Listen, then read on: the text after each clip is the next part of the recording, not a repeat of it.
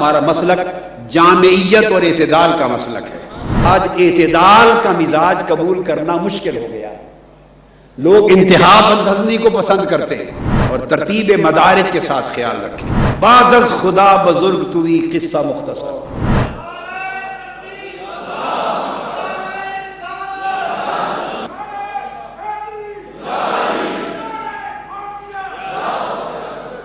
بھائی دیکھیے، نعرہ تکبیر بھی لگا لیا، نعرہ رسالت بھی لگا لیا، نعرہ حیدری بھی، نعرہ غوثیہ بھی، تو صحابہ کرام اور خلفائے راشدین کا نعرہ ایک ترک کر دیا۔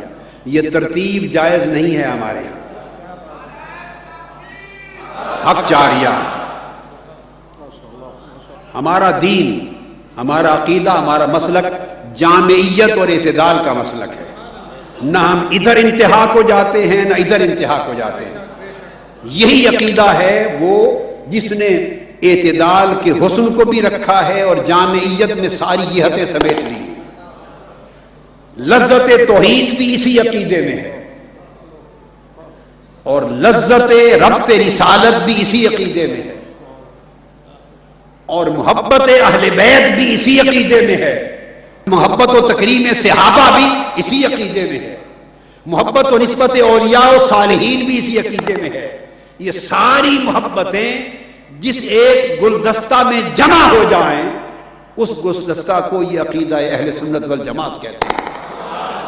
یہ امت مسلمہ کا سواد اعظم اور یہ اہل اللہ کا، اولیاء اور صالحین کا ایک تسلسل ہے جو شرق تا غرب جس جامعیت اور اعتدال کے ساتھ پہنچانے کی تگ و دو میں کرتا رہتا ہوں۔